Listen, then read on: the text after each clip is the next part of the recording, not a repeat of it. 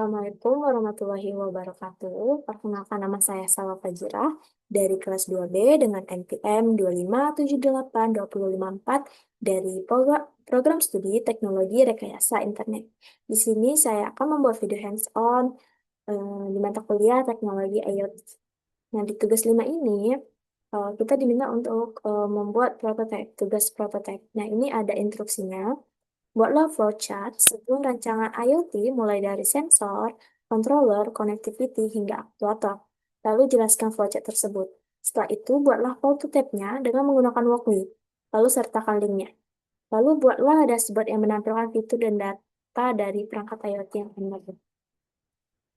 Nah, di sini kita lihat em, di laporan saya itu saya membuat Eco Server Guard, yaitu sistem proteksi overheating komponen jaringan. Oke, berbasis ESP32 dan Cloud Tester. Oke, di sini kita lihat ini ada flowchart-nya. Yang pertama itu setelah kita klik mulai, dia akan menginisialisasi sistem. Sistem dimulai dengan mengaktifkan seluruh perangkat IoT yang digunakan. Perangkat yang diinisialisasi itu seperti ESP32, sensor DHT22, MQ2, dan modul MIPI lalu reply. Oke, setelah itu dia akan membaca data sensor. Nah, setelah proses inisialisasi selesai, ISP, DHT, MQ2 akan membaca data sensor. Lalu selanjutnya, apakah sensor itu berfungsi? Jika tidak, tampilkan error sensor pada dashboard. Lalu akan mengulang lagi ke membaca data sensor. Nah, jika iya, dia akan memproses data dan membandingkan dengan nilai ambangnya. Lalu dia akan mengirimkan data ke Wi-Fi atau cloud. Oke. Lalu setelah dikirimkan data ke Wi-Fi atau cloud, dia akan mengirimkan data ke dashboard monitoringnya. Setelah itu, apakah kondisi aman? Jika aman, dia akan sistem tetap monitoring dan update di dashboard. Dan jika tidak, dia akan mengaktifkan aktuator, relay, kipas, buzzer, dan lampu. Dan mengirimkan notifikasi. Lalu, eh, setelah itu dia kembali membaca sensor. Setelah membaca sensor, dia akan kembali lagi ke membaca data sensor. Begitu perulangannya, loopingnya. Oke, mungkin kita akan menjelaskan flowchart-nya secara detailnya ya. Nah, yang pertama itu tadi inisialisasi perangkat. Sistem dimulai dengan mengaktifkan seluruh perangkat IoT yang digunakan. Perangkat yang diinisialisasi meliputi ESP32 sebagai microcontroller, lalu ada sensor DHT22 untuk mengukur suhu dan kelembapan ruang server. Lalu ada sensor MQ2 untuk mendeteksi asap atau gas. Lalu ada modul WiFi sebagai media komunikasi dengan internet. Lalu ada relay, kipas pendingin, buzzer, dan LED sebagai aktuator. Nah, pada tahap ini, seluruh perangkat diinisialisasi dan dipastikan berfungsi dengan baik, sehingga sistem siap melakukan proses monitoring. Nah, lalu ada pembacaan data sensor. Setelah proses diinisialisasi selesai, ISP32 membaca data dari seluruh sensor.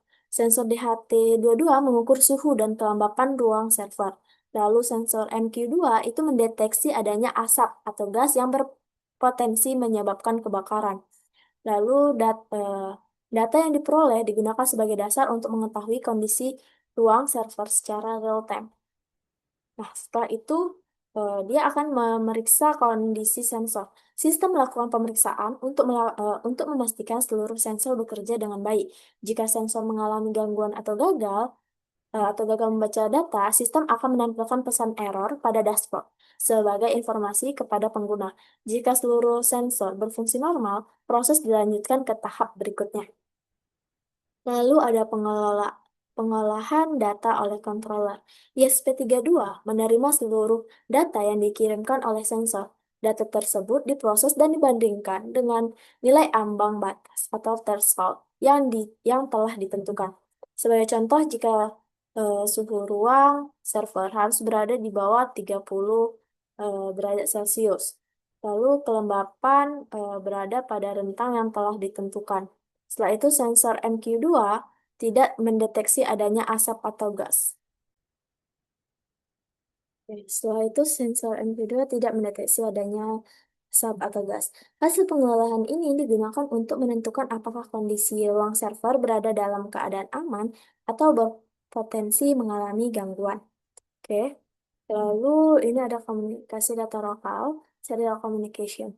Setelah data seluruh sensor selesai diproses oleh ISP32, data tersebut dikirimkan melalui jalur komunikasi serial secara real-time pada simulasi waktu ini. Sistem dikonfigurasi untuk berjalan secara mandiri, secara lokal tanpa memerlukan koneksi Wi-Fi atau pengirim data ke platform. Oke. Lalu ada pemantauan via serial monitor. Sebagai pengganti kelas, sistem memanfaatkan fitur serial monitor pada Walkbee untuk menampilkan seluruh data pemantauan secara berkala. Oke, ini jika nilai suhu dan kelembapan dari sensor DHT22, dia akan menampilkan secara real time-nya di Walkbee, begitu. Lalu ada pengambilan keputusan. Sistem mengevaluasi seluruh data sensor untuk menentukan apakah kondisi ruang server masih berada dalam batas aman. Jika kondisi normal, sistem akan tetap melakukan monitoring dan memperbarui data pada dashboard secara berkala. Jika kondisi tidak normal, sistem akan mengaktifkan aktuator sebagai langkah penanganan otomatis. Lalu, aktuator bekerja. Apabila suhu melebihi batas yang telah ditentukan oleh sensor MQ2 mendeteksi adanya asap, ISP32 akan mengaktifkan aktuator secara otomatis. Tindakannya itu meliputi relay mengaktifkan kipas pendingin, lalu ada buzzer berbunyi sebagai alarm peringatan, lalu LED merah menyala sebagai indikator bahaya.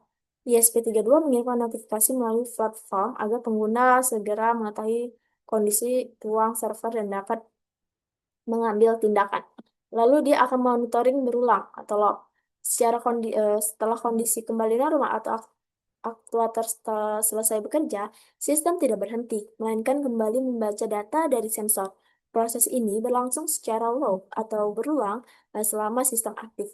Dengan mekanisme tersebut, Eco Server Guard mampu melakukan pemantauan ruang server selama 24 jam secara real-time, memberikan peringatan dini terhadap potensi gangguan serta membantu menjaga keamanan dan kestabilan operasional server. Nah, ini ada prototipe Eco Server Guard dengan menggunakan Walkbee. Kita buka linknya, kita lihat linknya. Di sini ada Walkbee yang sudah disimulasikan menggunakan SP32, DHT22, ada relay, lalu ada LED-nya, lalu ada buzzer di sini, lalu ada Nah, eh, sekarang kita akan mencoba mensimulasikannya. Jika kita simulasikan, di sini suhunya di bawah 24 derajat Celcius. Oke, dia akan statusnya aman. Jika dia di atas eh, 30 atau 40, dia dia akan menampilkan buzzer dan LED-nya akan merah. Tetapi ketika dia suhunya turun, dia akan menampilkan status servernya aman dan LED-nya hijau begitu. Oke.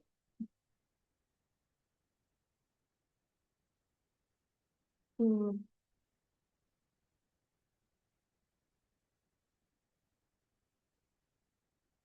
Nah, di sini kita menggunakan buzzer 12 sebagai alarm buzzer, lalu ada relay pin untuk kipas pendingin, LED sebagai indikator bahaya, lalu yang hijau sebagai indikator aman. Ini aman dan ini bahaya. Oke.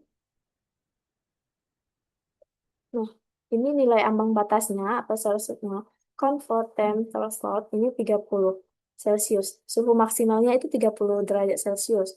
Lalu untuk batas simulasi analog gasnya itu dari 0 sampai 4095. Oke, ini konfigurasinya. Nah, ini jika dia mengambil keputusan berdasarkan threshold, berdasarkan dari nilai ambang batas. Oke. Nah, kondisi tidak aman atau bahaya, dia akan mengaktifkan kipas, lalu akan membuat buzzer bunyi, lalu akan menyalakan LED merah. Dan jika dia aman, dia akan lalu dia akan mematikan LED hijau. Jika dia aman, dia akan mengaktifkan LED hijau. Begitu. Lalu akan mematikan kipas, akan mematikan suara buzzer, akan mematikan LED merah. Begitu, teman-teman. Oke, di sini untuk apanya serial monitornya selalu real time ya. Dia akan melihat suhu, kelembapan, lalu level gasnya juga dilihat di sini, teman-teman. Oke, kita akan lihat untuk selanjutnya. Kita kembalikan di sini dulu. Di sini ada dashboardnya, dashboard dari Echo Server Guard dashboard. Nah, di sini saya sudah buat. Nah, di sini terlihat suhunya, kelembapannya, MQ2-nya, dan statusnya bahaya, gitu teman-teman. Dia akan, jika statusnya bahaya, dia akan on, cuman LED hijaunya yang off. Dan jika statusnya aman, LED hijaunya on dan yang lainnya off, begitu. Nah, lalu di sini ada list update-nya. Dia akan mengupdate secara real time eh, 24 jam, teman-teman. Oke, dashboard udah, walkthrough-nya udah. Oke, mungkin teman-teman penjelasan tentang Echo Server gua, sistem proteksi overheating komponen jaringan. Mungkin saya cukupkan sampai di sini. Maaf jika ada salah kata, saya akhiri. Wassalamualaikum warahmatullahi wabarakatuh.